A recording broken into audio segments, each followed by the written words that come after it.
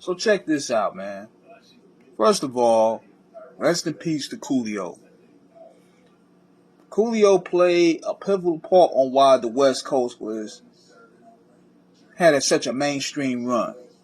Now, people may say he may have gotten a little corny, but you go back to that Renaissance of the '90s, man. Coolio played a key role in making not only gangster rap mainstream what it is, but also making it to where it crossed over to suburbia.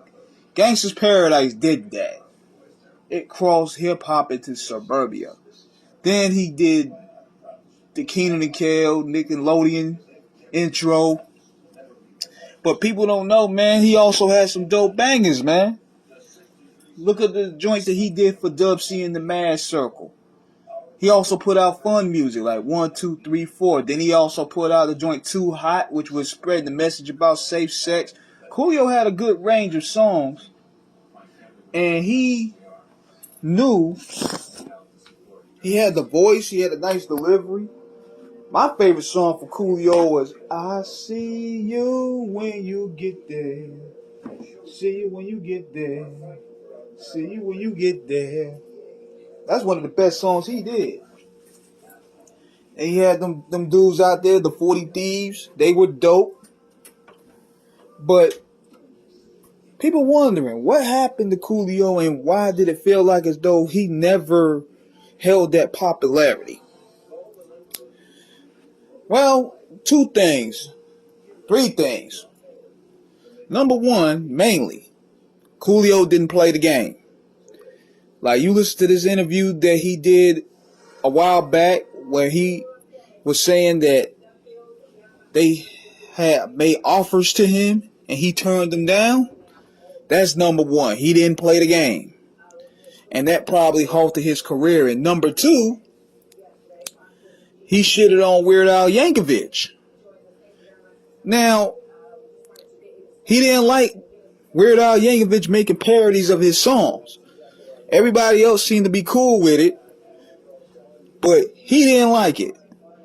And people probably thought, with the word going on out there, you know how it is in this business. Oh, he's not easy to work with. Just by what he said, called out Weird Al Yankovic for stealing his song. But at the end of the day, he don't have to give Weird Al Yankovic permission. That's his song. You know what I mean? So it seemed like to me, as soon as he turned him down, his career just, you know what I'm saying, it declined.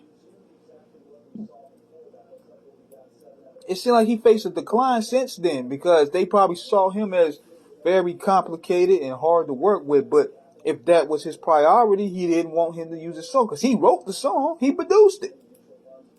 He don't gotta let Weird Al Yankovic use his song. But it seemed after that,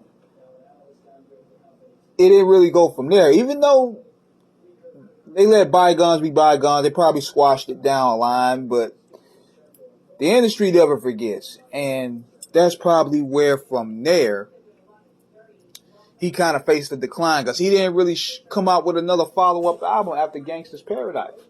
Plus, the game has changed from the West Coast to the East Coast and the South, taking that momentum as after 1996. Because 1996 was like the pinnacle of popularity that the West Coast hit. After Death Row went down, so did the West Coast in terms of popularity. Now, they just kept on putting out dope albums, but they never reached that stride. After Tupac got killed, they was done for a little bit. So, between that, the West Coast losing their pinnacle at top of the mountain, the situation with Weird Al Yankovic, that played a role.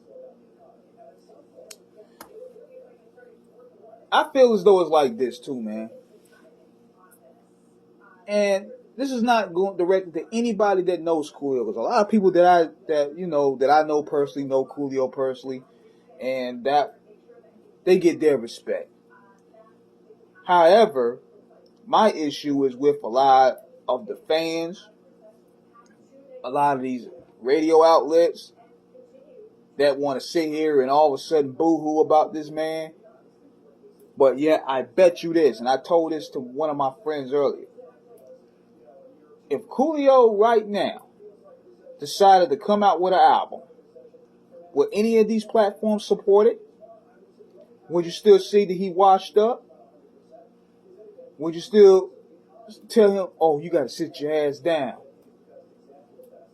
Like, where are we going with this? Like, are you going to do that? Are you going to go ahead and support him?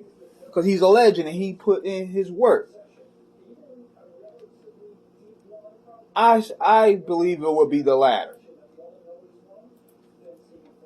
I believe it would be the latter because they wouldn't give him a shot. They'll treat him like he's washed up like the rest of them. But man, he put in his work, man. I'm talking the Hit 'em High joint from the Space Jam soundtrack, the Points, that posse cut that was on the Black Panther soundtrack.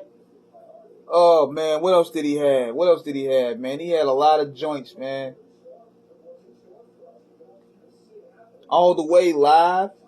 He knew how to make fun music, and he made gangster rap fun. Let's put it that way. So, rest in peace to Coolio. Be sure to, check out some of his earlier work. And, big salute to him for the work that he put in for the West. So, this is King Eric signing out. Rest in peace to the homie. Holla.